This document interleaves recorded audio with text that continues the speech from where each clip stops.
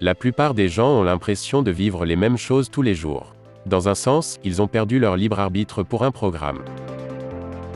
Chaque fois que nous repensons à un traumatisme, nous produisons les mêmes substances chimiques dans le corps et le cerveau, comme si ça nous arrivait encore.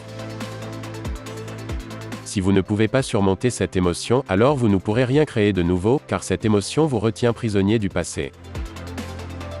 On leur enseigne comment trouver l'instant présent et manager leur attention et leur énergie. C'est comme si vous entraîniez un animal qui a de mauvaises manières. Et quand cela arrive, boum, il y a une libération de l'énergie.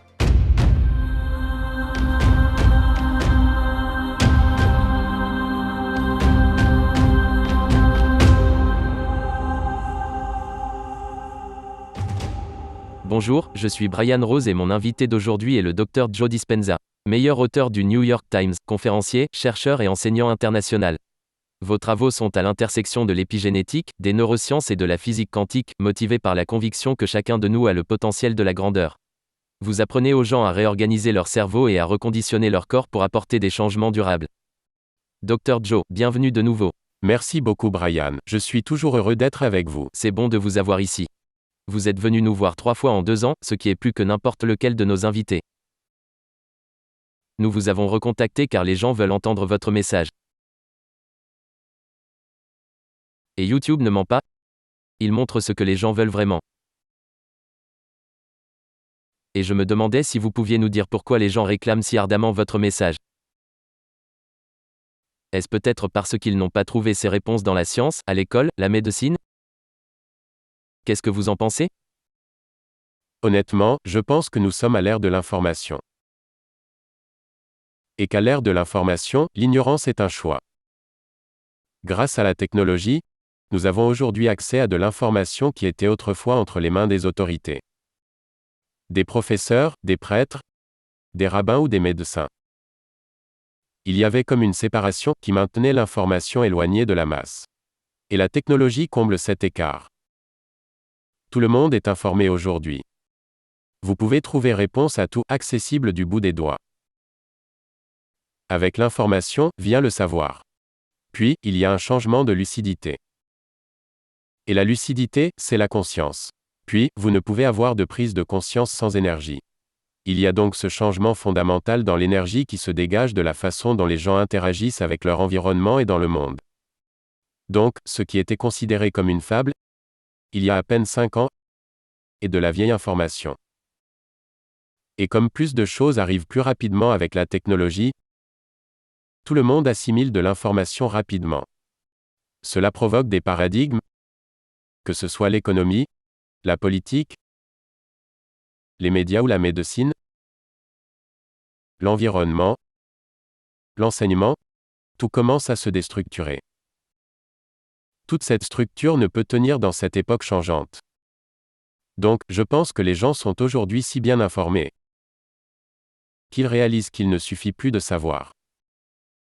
À notre époque, il faut aussi savoir comment. Retour en arrière 15 ans plus tôt. Quand je me tenais devant un public, les gens adoraient l'information, mais il y avait une sorte de réticence générale à la mettre en pratique. Aujourd'hui, les gens veulent donner plus de temps aux instructions, pour apprendre comment les mettre en pratique. Apprendre comment utiliser cette philosophie, cette théorie, ce savoir scientifique, et de le personnaliser, le démontrer, de modifier leur comportement afin de faire les choses différemment. Leur apprendre comment avoir l'habitude de maîtriser leurs attentions, créer de nouvelles expériences. Et les expériences atteignent les circuits dans le cerveau, elles les changent. Apprendre créer des connexions, mais les expériences les modifient.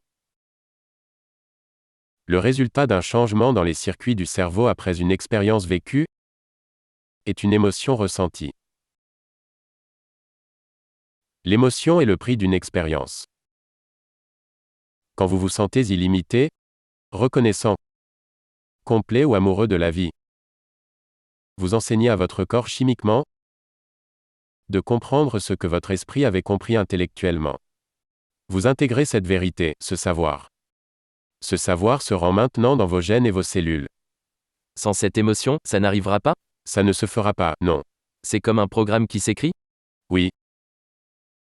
Donc, si vous donnez de nombreuses occasions aux gens de se connecter, si vous leur donnez de nombreuses opportunités d'aller au-delà d'eux-mêmes, si vous tournez la science d'une façon qui leur permet de la comprendre et de l'appliquer, ils changent alors les circuits dans leur cerveau en préparation à l'expérience. Et plus ils comprennent ce qu'ils font et pourquoi ils le font, plus ils y arrivent. Si vous l'avez fait une fois, vous pouvez comprendre comment vous l'avez fait et le reproduire. Vous reconditionnez neurochimiquement votre esprit et votre corps afin qu'ils travaillent ensemble. Votre corps et votre esprit sauront maintenant comment faire. Rendu là, vous commencez à maîtriser et cette philosophie devient un état d'être. Alors, je vois des gens passer de philosophe à maître. Je vois les gens passer de l'information à l'expérience, des gens passer du corps à esprit puis à l'âme, penser de faire à être, d'appliquer ce que leur tête a appris avec leurs mains, et connaître cela par cœur. Ce qui se passe aujourd'hui, c'est qu'il y a un intérêt profond pour l'épreuve. Nous avons donc fait des tas de mesures, ce dont nous avons parlé la dernière fois. Est-ce que la science est importante pour vous? La science est importante pour beaucoup de personnes, mais pour vous, ça a toujours été l'essence qui fait le lien entre toutes ces choses, entre la partie logique et la partie émotionnelle du cerveau. Eh bien, je pense qu'il y a de très bonnes raisons à cela. Je pense que la science est le langage actuel du mysticisme.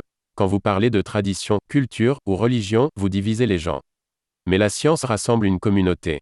C'est le langage actuel qui vous permet de comprendre, en combinant la physique quantique avec les neurosciences, la psychoimmunologie, l'épigénétique. Toutes ces sciences pointent du doigt la possibilité. Donc, c'est l'une des raisons. Je ne veux pas que les gens soient intimidés, et ce que montre la science, ce sont des faits. Ils sont alors plus disposés à y croire. Mais quand vous utilisez des mots issus de tradition, de culture, de religion ou secte, les gens décrochent. Ils ne savent pas ce que ce mot veut dire. Ou Dieu, peu importe. Ils ont un blocage à ce sujet, qui limite leur participation, à cause de leurs expériences passées et de leurs croyances. J'essaie donc de le garder aussi pur que possible. Une autre chose qui est importante, c'est qu'il y a une majorité d'hommes dans notre audience. Ils tendent donc à fonctionner de façon plus logique. Et pour leur faire comprendre les choses, je dois y aller méthodiquement. Ils deviennent alors plus réceptifs. Donc, les hommes doivent bien souvent être guidés de façon plus logique. Mais ça ne veut pas dire que les femmes n'apprécient pas la science, car je pense que si. Je pense juste que les hommes ont besoin de cela pour combler l'écart. Donc, nous avons fait de nombreux scanners cérébraux. Je ne savais pas que les gens pouvaient transformer leur cerveau en 1 heure.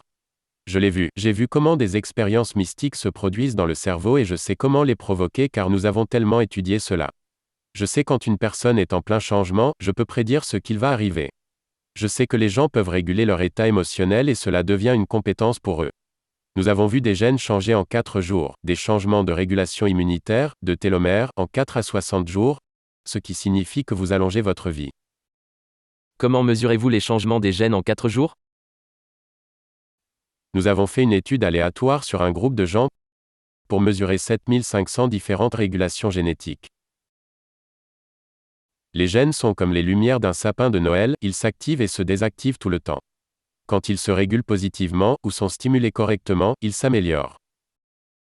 Les gènes produisent les protéines, et les protéines sont responsables de la structure et du fonctionnement de votre corps. L'expression des protéines, c'est l'expression de la vie. Est-ce dû à l'épigénétique quand il s'active? Ou pouvez-vous le faire vous-même? Oui, c'est l'environnement à l'extérieur de la cellule, l'information, qui informe et sélecte le gène depuis l'extérieur de la cellule. Donc, toute l'information provenant de l'extérieur de la cellule, comme par exemple l'hormone du stress, la cellule se referme et se régule à la baisse, elle fabrique alors une protéine de moins bonne qualité, elle ne le fait plus correctement. Donc, mon intérêt à cela, on sait aujourd'hui que le gène ne crée pas la maladie. 2% de la population mondiale naît avec des MPD, la maladie de Tay-Sachs, et 98 à 99% sont créés par le style de vie. Vous pouvez avoir 2 jumeaux identiques avec le même génome, l'un mourra à 87 ans et l'autre à 85. Environnement, perception, comportement et choix différents. Je voulais voir si les gens pensent différemment, font des choix différents, des activités différentes, créent de nouvelles expériences et ressentent différentes émotions. Si ça créait de nouvelles informations qui allaient dans leur système nerveux, leur circuit, leur corps. Si on pouvait changer l'expression des gènes, car nous avons vu des gens guérir du cancer en une semaine, des gens avec le syndrome de Hashimoto ou avec des problèmes génétiques changés, nous avons assisté à toutes sortes de changements. Mais vous ne pouvez pas juste vous dire que vous avez changé, vous devez combler l'écart entre savoir et expérience. Donc, l'expression génétique est le lien avec ces changements. Tout ce qu'on voulait qu'il fasse, c'est de faire ces choses spécifiques, des pensées, des choix, des comportements, expériences et émotions. La plupart des gens ont l'impression de vivre les mêmes choses tous les jours. Vous vous levez le matin, et votre cerveau est un enregistrement du passé, alors vous vous levez mais vous êtes distrait par vos problèmes, et vos problèmes sont connectés à certaines personnes et choses à un temps et lieu donné. Le moment où vous activez ces circuits de souvenirs reliés au passé, vous restez dans le passé. Toutes ces personnes, choses et lieux sont devenus un circuit neurologique dans votre cerveau car vous avez vécu une expérience. Le produit final d'une expérience, c'est une émotion, alors vous pensez maintenant à vos problèmes, vous ressentez l'émotion associée et vous vous sentez malheureux. Les pensées sont le langage du cerveau, les sentiments sont le langage du corps, et comment vous pensez et comment vous vous sentez créer votre état d'être. Donc, la plupart des gens commencent leur journée en réaffirmant leur état d'être dans le passé familier. Ils vont donc vers un futur prévisible. C'est probablement de cette façon que 99,99% de la population se réveille. Ils le font inconsciemment, de façon habituelle. Ils vont alors au travers des mêmes comportements qu'ils ont eus ces 5 dernières années. Leur habitat renforce leurs habitudes. Ils vivent toute une série de choix, comportements, émotions inconscients. Ils sont en autopilote durant 10 ans et leur corps les conduit à un futur prévisible basé sur ce qu'ils ont fait dans le passé. Dans un sens, ils ont perdu leur libre arbitre pour un programme. Leur corps les entraîne vers une destinée génétique. Comment pouvons-nous évoluer, si c'est notre défaut? Une crise, un traumatisme, une maladie, réveille et sort les gens de leur programme. Il est certain que si vous n'êtes pas dans l'instant présent, vous suivez un programme. Une personne vivant avec de la culpabilité sans savoir ce que c'est car ils ont vécu cela tous les jours en souffrant, leurs émotions dirigent leurs pensées, et ce qu'ils pensent provoque ce qu'ils ressentent. Les émotions sont des enregistrements du passé, alors ils pensent au passé, vos pensées ont à voir avec votre destinée. Beaucoup de gens sont d'accord avec cela. Oui, ce qui a été votre passé deviendra votre futur. Il n'y a pas de magie, c'est comme prendre votre passé et l'imbriquer dans le futur, ça deviendra une vie prévisible pour la plupart des gens. Mais beaucoup de gens aimeraient stopper cela. Bien sûr, mais ils ne comprennent juste pas comment y arriver. Donc, les émotions produisent des pensées, qui tournent dans les mêmes circuits dans le cerveau, qui produisent les mêmes neuropeptides, qui activent les mêmes hormones, et vous vous sentez pareil. Si vous pensez que vous êtes nul, vous allez vous sentir nul. Une fois que vous vous sentez nul, vous allez penser comme un nul. Les gens restent bloqués dans cette boucle. Parfois, je suis enfermé dans une de ces boucles, et je me dis, j'ai rencontré le Dr Joe, je peux me dépasser. Mais malgré cela, quand je suis en colère, je sais que cette colère m'enferme dans une mauvaise destinée, mais je ne peux pas arrêter la boucle pour autant. Réfléchissez, si vous pensez ne pas être capable de stopper quelque chose, vous êtes un junkie, n'est-ce pas? Vous êtes accro quelque part, conditionné. Même si c'est une émotion négative, vous pouvez y être accro? Bien sûr. Mais l'afflux de toutes ces hormones du stress, ça vous stimule. Alors les gens se disent qu'ils ne peuvent pas le contrôler. En revivant ce cycle dans le temps, votre corps croit que ça se produit dans le même environnement et l'expérimente encore. 24 heures sur 24, 7 jours sur 7, car le corps ne fait pas la différence entre une expérience réelle qui crée une émotion et une émotion créée par la seule pensée. Le corps croit que c'est le même environnement, les mêmes conditions. Alors vous signalez les mêmes gènes, vous activez les mêmes gènes de la même façon, vous produisez les mêmes protéines, même si ça provient de la colère, la frustration, la peur, l'impatience. L'effet à long terme de ces agents chimiques commence à réguler les gènes à la baisse et provoque des maladies. Les gens ont alors leurs boutons génétiques activés. Donc, et si nous pouvions stopper ce cycle? Dans nos événements, nous enseignons aux gens comment élever leur état émotionnel et avoir leurs émotions qui génèrent de nouvelles pensées, penser de telle façon, s'asseoir pour méditer, se lever, marcher, devenir, s'allonger, de toutes les façons que nous pouvons le faire. Sortir de votre vie et changer d'environnement, afin de travailler sur du neuf, changer votre monde intérieur pour créer une image de votre monde extérieur. Donc, nous avons mesuré 7500 expressions génétiques car nous voulions voir quels sont les gènes récurrents, de ces 35 ou 40 personnes, qui s'exprimaient. Ils avaient tous leur propre expression génétique, mais quels étaient ceux qui s'exprimaient en commun? Il y a 2 gènes, qui s'exprimèrent, et qui littéralement, réduisaient le cancer. Pour les tumeurs croissantes. Des gènes qui créent de nouveaux neurones dans votre cerveau. Pas vraiment de nouvelles connexions, mais la création de nouveaux neurones en réponse à l'expérience de l'apprentissage. Des gènes qui stimulent les cellules souches. Elles vont dans les tissus endommagés et les réparent. C'est de la régénération. Des gènes qui régulent le stress. Ce qui signifie que le cancer, le vieillissement, les maladies cardiaques, les AVC, les inflammations, les maladies neurodégénératives ou n'importe quel accident. Des gènes qui régulent le système immunitaire pour se renforcer. Des gènes qui stimulent les microtubules dans les cellules, ce qui fait que les instructions contenues dans les cellules deviennent plus fortes. Donc, nous savons maintenant qu'en 4 jours, les gens peuvent réguler leurs gènes. Nous sommes tous des ingénieurs de la génétique, et quand nous comprenons que l'environnement active le gène, et que le produit d'une expérience dans l'environnement est une émotion.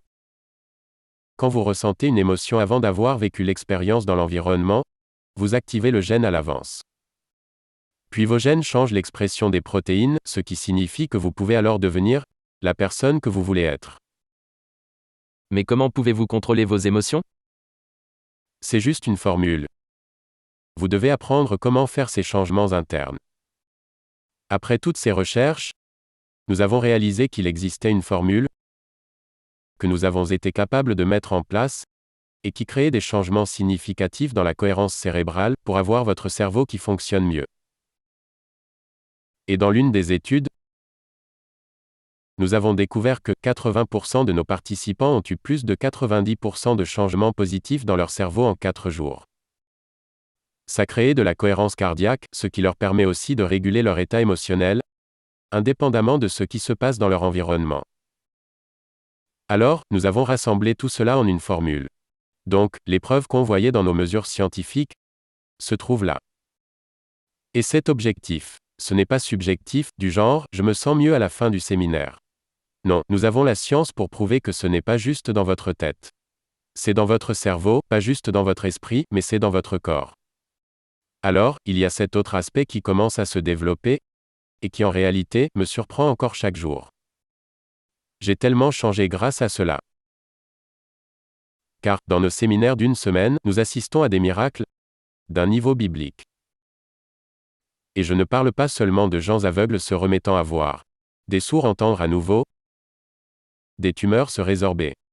Beaucoup de gens avec des béquilles se remettre à marcher sans. Nous avons assisté à des changements radicaux. Et comment expliquez-vous cela? Et pourquoi aujourd'hui et non pas il y a de ça 15 ans? Car c'est dû à la formule. Nous savons aujourd'hui comment donner aux gens plus d'opportunités de se connecter. Nous leur donnons un bon modèle pour comprendre tout cela. Nous leur donnons l'opportunité de se dépasser. Plus la semaine avance, et plus les gens commencent à y arriver. Puis d'un coup, la première personne se lève et dit « Eh, je ne sais pas qui va croire cela. Mais ça fait 20 ans que je marche avec des béquilles. Je ne peux plus sentir mon torse, mes bras, mes lèvres, mon visage.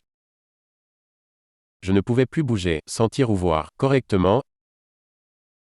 Et je ne sais pas ce qu'il s'est passé après cette méditation, mais j'ai ressenti de l'amour comme jamais dans ma vie. » Souvenez-vous, l'émotion active le gène en avance sur l'environnement. Ils n'attendent pas de guérir pour ressentir de l'amour pour leur vie, l'amour qu'ils ont pour la vie leur apporte la guérison. Donc, comment enseigner aux gens à faire cela? Vous brisez donc des habitudes qu'ils n'auraient jamais pu stopper par eux-mêmes. Nous faisons basculer une communauté de 1000 à 1200 personnes d'un état d'être à un autre. C'est une énergie collective qui les emmène là où ils n'auraient jamais pu se rendre seuls. Ça les emmène plus loin qu'ils n'iraient normalement, car de l'autre côté de la peur se trouve le courage, de l'autre côté de la douleur se trouve la liberté. Cette sensation les fait souvent reculer alors qu'ils essaient de le surpasser. Une fois qu'ils atteignent cette sensation désagréable, ils arrivent à la limite et s'arrêtent. Mais si vous pouvez leur expliquer ce que cette limite et ce malaise sont, ils seront disposés à continuer.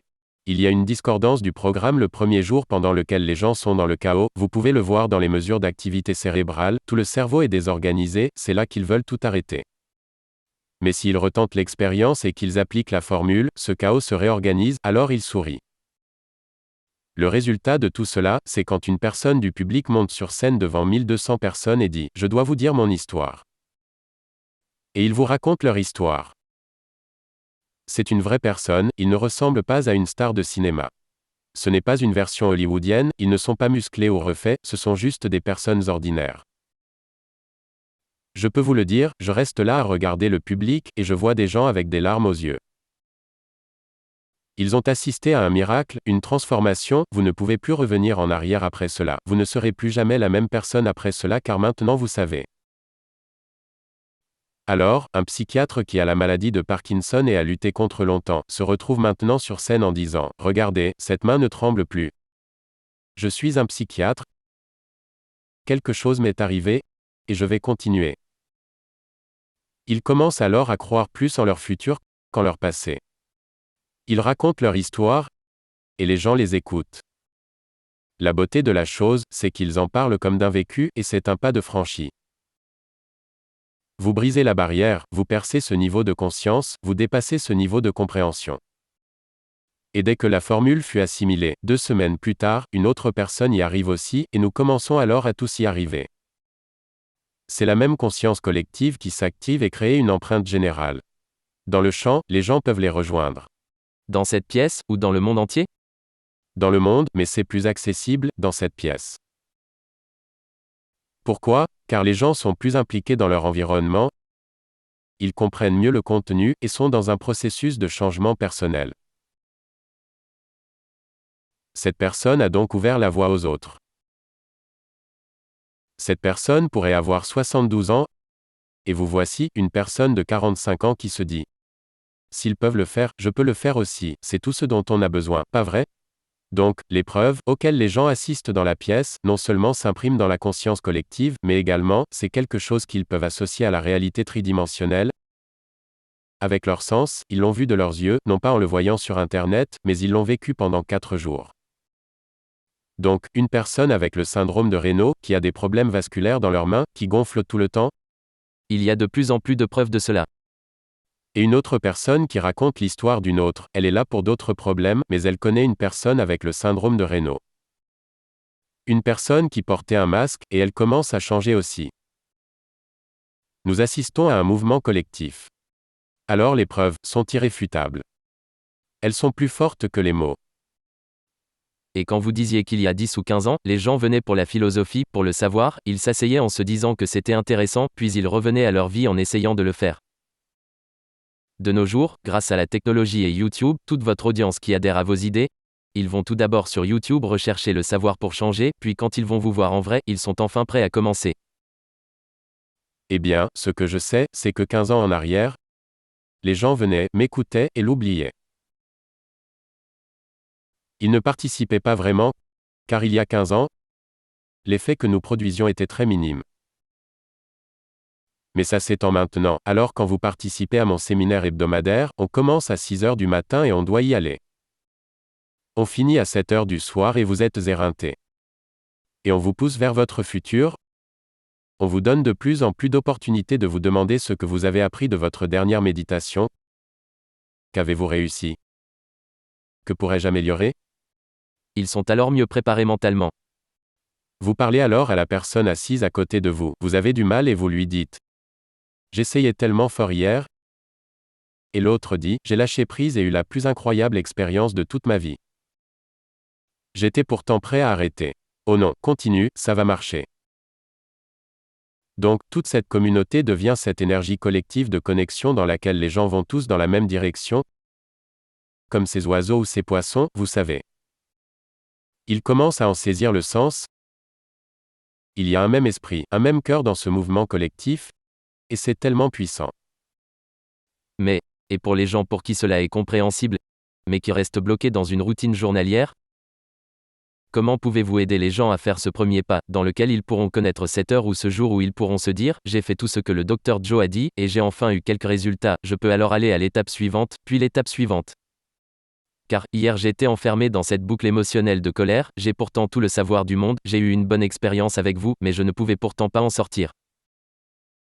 Si vous ne pouvez penser autrement ce que vous ressentez, sachez que nous avons étudié des scanners cérébraux de gens qui avaient des émotions négatives lors de méditation. Dans 100% des cas, cela fait empirer leur cerveau. Ils augmentent leurs ondes cérébrales. Car premièrement, l'arrivée des hormones du stress rend le cerveau trop analytique, et cela n'apporte rien de bon. Et ce cycle d'émotions n'est rien d'autre qu'un souvenir du passé, donc vous cherchez une solution dans le passé qui n'existe pas. Alors, brisez ce cycle, sachant que ces réactions émotionnelles sont le produit de l'expérience. Et je me fiche qu'ils réagissent, la question est, combien de temps allez-vous réagir? Voilà la vraie question.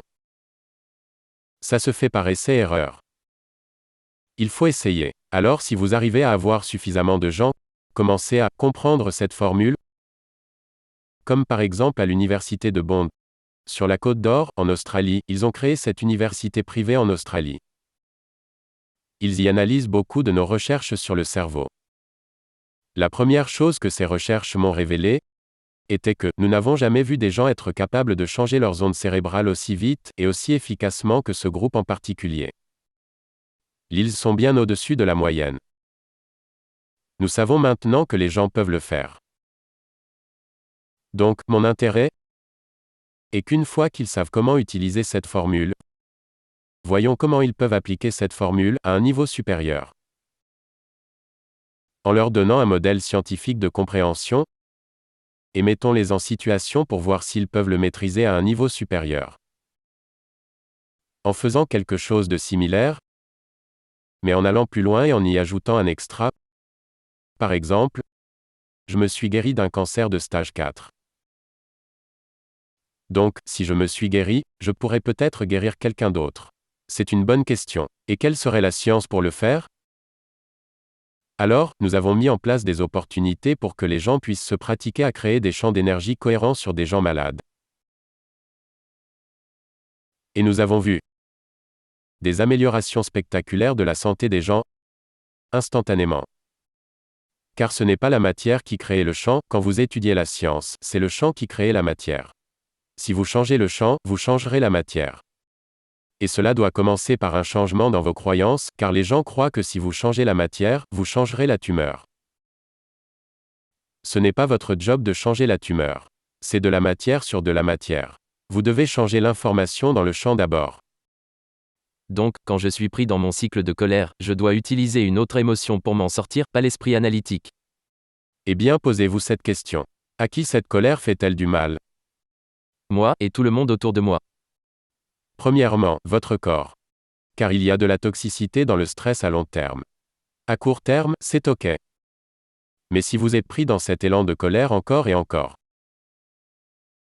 vous régulez vos gènes à la baisse et si vous pensez au problème, observez-vous. Pensez au problème, créez une réponse de colère, vous conditionnez votre corps à devenir l'esprit ou la colère. Autrement dit, se conditionner se fait avec une simple pensée, une image ou une émotion. Donc, chaque fois que vous faites cela, vous conditionnez votre corps à devenir plus dépendant de la colère. Donc, si votre colère régule à la baisse vos gènes et vous rend malade sur le long terme, et vous activez ce stress juste avec vos pensées, alors vos pensées vous rendront malade. J'avoue que c'est mauvais. Oui, c'est très mauvais. Donc, vous devez vous rappeler, ce qui signifie que vous devez aussi mettre en pratique certains exercices ou compétences. Vous arrêtez, fermez les yeux, travaillez votre respiration, élevez votre état émotionnel, vous rappelez les sensations de votre futur au lieu de ceux du passé. Si vous vous créez un magnifique futur, et vous ressentez les sensations de ce futur, vous sentez que vous êtes connecté à l'énergie de ce futur, au moment où vous êtes en colère, vous vous déconnectez de l'énergie de votre futur, et vous êtes de retour dans l'énergie de votre passé. Ne vous attendez pas à ce que quoi que ce soit change, mais, c'est OK. Ce n'est pas une mauvaise chose, nous sommes tous humains, pas vrai? Mais ça prend un moment pour se dire, qu'est-ce qui est le plus important, ceci ou mon futur? OK, donnez-moi une minute. Cela peut prendre un moment, peut-être une heure pour faire passer les agents chimiques, mais ils partent. Donc, les gens le font de plus en plus, alors la réalité qu'ils perçoivent à présent est secondaire, comparée à ce qu'ils créaient dans leur futur.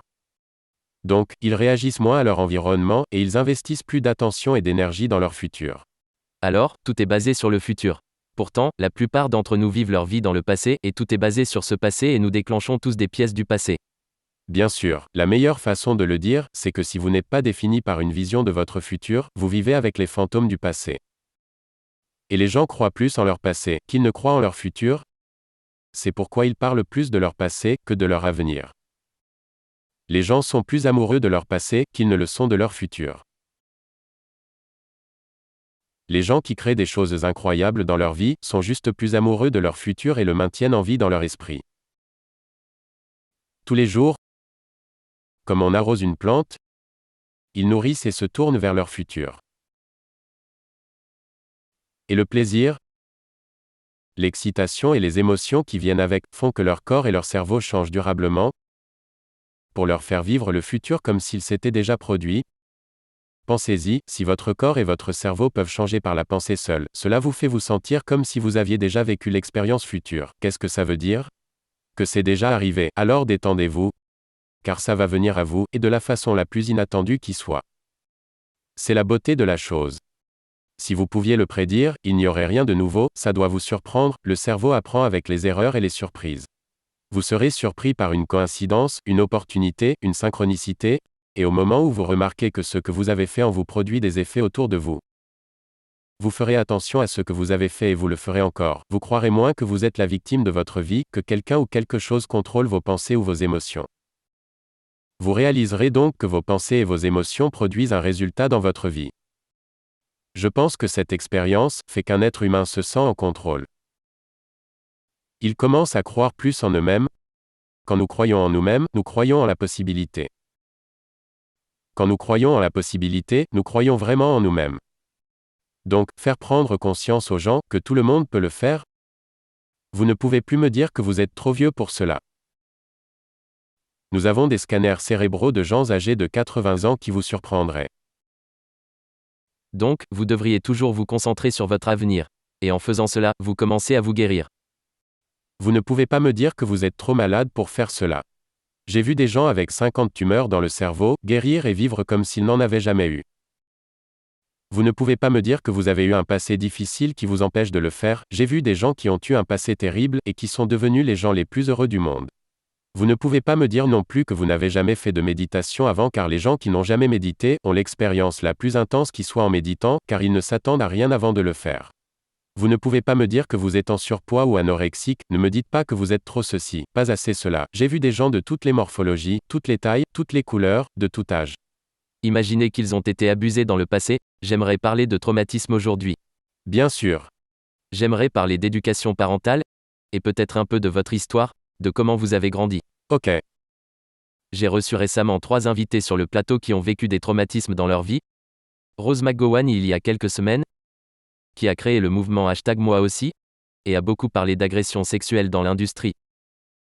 J'ai reçu Shannon Briggs, 2 fois champion du monde poids lourd, qui à l'âge de 13 ans, fut abandonné par sa mère et accro aux drogues. Il a utilisé son traumatisme pour le transformer en rage sur le ring. Tous ces gens ont vécu des traumatismes et je me demandais, Joe, quand vous voyez des gens aller au travers de traumatismes, est-ce que vous pouvez voir leur passé dans leur ADN, leur culture? Qu'en pensez-vous? Car vous devez voir toutes sortes de gens traumatisés physiquement ou émotionnellement. Quel est votre point de vue sur le sujet? Et comment faites-vous en sorte que les gens puissent en parler? Eh bien, plus l'émotion provenant d'un événement extérieur dans notre vie est forte, plus nous nous sentirons transformés au fond de nous, en réponse à cette condition extérieure. Plus nous faisons attention à la cause, et plus le cerveau se concentre sur cette cause. Il fige l'instant en une image, puis en fait une photo. C'est ce qu'on appelle la mémoire. Donc, plus le quotient émotionnel est élevé, plus vous avez peur, mal, êtes choqué ou en colère, peu importe, plus nous faisons attention à la cause, et nous créons de la mémoire à long terme de cette façon. Maintenant, le challenge, c'est que chaque fois que nous repensons à ce traumatisme, nous reproduisons les mêmes agents chimiques dans le corps et le cerveau, comme si on le revivait. Donc, certaines personnes, après un événement comme ça, peuvent le revivre 100 fois par jour. Et c'est fou, car cela active les gènes de la survie. Et quand vous êtes en mode survie, vous ferez en sorte que cela n'arrive plus jamais. Ce que vous faites donc inconsciemment, c'est de commencer à prévoir ce que vous ferez si cela se reproduisait. Vous sélectionnez le pire des scénarios dans votre esprit. Vous vous demandez, et si ça arrive encore? Vous commencez même à empirer le scénario, vous devenez vraiment créatif. Et chaque fois que vous faites cela, vous expérimentez encore la même émotion de votre futur basée sur la douleur, peur, anxiété, dépression du passé. Alors, la personne se conditionne le corps et le cerveau pour qu'ils restent dans le passé, et au même moment, il s'inflige les souffrances du pire scénario qu'il pourrait vivre, car dans la survie, si vous êtes prêt au pire, vous aurez plus de chances de survivre. Et vous pourriez avoir 10 magnifiques choses qui arrivent dans votre vie, et en avoir qu'une mauvaise. Vous continuerez de vous concentrer sur cette mauvaise chose, car vous devrez être prêt si cela se produit encore. Les gens passent toute leur vie à chercher inconsciemment ce qui peut clocher ou arriver de pire, ils restent sur leur garde et ne le font pas consciemment. C'est commun pour le TSPT des soldats, ils recherchent constamment si une bombe peut exploser. Ils sont sur le qui-vive et c'est inconscient la plupart du temps. Ce qu'ils font, quand ils ont les ondes cérébrales aussi élevées. Ils scannent leur environnement pour détecter tout danger potentiel. Ils font cela car leur cerveau est dans un état constant de survie et de stress, le cerveau devient très alerte. Les ondes cérébrales se situent au niveau bêta élevé, ils sont très stimulés et en alerte. Vous êtes vigilant à propos de tout ce qui pourrait sembler anormal ou inhabituel. Au moment où vous le voyez, c'est cette pensée qui va ouvrir la porte au conditionnement que vous avez créé tout ce temps. C'est un processus inconscient. Ce n'est pas si différent que de sonner une cloche et regarder un chien saliver. Le stimulus provoque un changement chimique et automatique qui s'insinue dans le corps de la personne. Cette personne, d'un point de vue biologique, retourne dans cet événement. Ils se comporteront alors presque de la même façon qu'ils le faisaient, car ils sont encore piégés dans la survie. Comme vous le disiez, c'est un instantané et beaucoup de gens n'arrivent jamais à en parler car ils en ont honte. Donc, ils restent bloqués à cet instant vécu. Vous êtes figé. Vous vous êtes arrêté, depuis cet instant. Vous avez cessé d'évoluer. Cela veut dire que si vous ne pouvez pas surmonter cette émotion, alors vous ne pouvez rien créer de nouveau car cette émotion vous maintient dans le passé. Mais vous n'êtes plus présent, vous n'évoluez plus, vous n'êtes plus ouvert à de nouvelles émotions ou situations. C'est joué d'avance. Oui, c'est joué d'avance, vous voilà replié sur vous-même. Ce que nous savons grâce au scanner fonctionnel, c'est que parler des traumatismes aide à réduire l'intensité des émotions, mais ça ne change pas le cerveau ou le corps tant que ça. Vous pouvez en parler, vous pouvez avoir quelques améliorations, mais au fond de vous, si vous ne faites pas des changements fondamentaux, vous n'irez nulle part. Nous savons aussi que, quand une personne est dans un environnement qui lui semble aussi familier que l'événement vécu, même avec la plus petite mesure avec laquelle ils peuvent associer quelque chose, un tout petit élément déclencheur, ils vont alors avoir cette même émotion qui les consumera. Cela les consumera. Alors, le problème n'est pas seulement dans le cerveau Brian, le problème est que c'est dans le corps aussi. Car c'est l'émotion qui conditionne inconsciemment le corps dans le passé. Nous sommes conscients à 5% et 95% de ce que nous sommes provient de notre subconscient. Alors, cela devient un programme distinct ancré profondément pour cette personne. Ils perdent tout intérêt, dans tout ce qui n'est pas relié à l'émotion qu'ils ont vécue. En fait, aucune nouvelle information peut entrer dans leur système nerveux qui ne soit pas égale à l'émotion qu'ils ont vécue car ce n'est pas pertinent. Ils sont en mode survie. La survie dit, sois prêt pour ce qui est sur le point d'arriver, prêt pour le pire scénario, ne te fais pas avoir cette fois. Tout ce que vous aurez habituellement, c'est une réaction primitive. Mais vous n'êtes plus présent, vous n'évoluez plus, vous n'êtes plus ouvert à de nouvelles émotions ou situations. Non, il y a donc eu ces excellentes recherches effectuées sur différentes techniques d'énergie psychologique, comme les EMDR, le mouvement oculaire, désensibilisation et reprogrammage. Nous avons vu les scanners cérébraux, les gens vont se mettre à revivre l'événement et l'émotion commence à perdre son intensité. Et la mémoire, sans la charge émotionnelle associée, c'est de la sagesse. Vous voilà libéré de votre passé. Mais ce n'est pas l'esprit conscient qui est impliqué. Le traitement EMDR, c'est similaire au sommeil paradoxal, ce qui vous permet de consolider les souvenirs différemment, les traumatisés ne peuvent plus rêver correctement, ils refont le même rêve en boucle. EFT, la thérapie de libération émotionnelle, appuyée sur le corps et y associer certaines émotions. Cela ressemble à de l'acupuncture psychologique et tend à libérer de l'énergie hors du corps et fait baisser le taux de cortisol de façon drastique. La méditation. Très souvent, vous pouvez donner des instructions aux gens et les mettre dans un environnement dans lequel ils se sentent suffisamment en sécurité. Donc, pour moi, ce n'est jamais la cause de l'événement, mais la cause de l'émotion. L'événement est accidentel, c'est plutôt l'émotion. Alors quand vous faites baisser l'intensité d'une émotion et que vous apprenez à une personne comment aller au-delà en accédant au système dans lequel leur programme subconscient existe, les ondes cérébrales changent et ils font alors des changements significatifs. Quand ils font ces changements subconscients, ils réagissent moins. Vous leur apprenez comment être dans l'instant présent. Vous leur apprenez, au fil du temps, à revenir dans l'instant présent, à manager leurs émotions et leur énergie. C'est comme si vous entraîniez un animal qui a de mauvaises manières. Leur corps a juste été conditionné à se comporter comme un animal sauvage en instinct de survie, mais quand vous apprenez à travailler avec, vous pouvez le calmer. Vous brisez ce conditionnement, vous lui dites qu'il n'est plus l'esprit de la colère, vous êtes l'esprit. C'est à ce moment que David affronte le lion. Chaque fois que vous commencez à faire cela, au début, ça prend toujours beaucoup d'efforts et d'énergie. Mais si vous continuez de vous pratiquer, nous avons tellement de scanners cérébraux qui montrent énormément de gens guérir de la dépression et de l'anxiété. Vous ne pouvez pas être anxieux si vous êtes dans l'instant présent. Vous ne pouvez pas être dépressif si vous êtes dans l'instant présent. Vous ne pensez plus au futur, au passé. Vous commencez à manager ce monde dans le corps, qui retient cette émotion. Et quand finalement il se fatigue, de la même façon qu'on dresse un animal à s'asseoir, si vous travaillez avec, tôt ou tard si vous continuez de le dresser en lui disant de s'asseoir, tôt ou tard il finira par se soumettre à l'esprit. Et quand cela arrive, boum, il y a une libération d'énergie.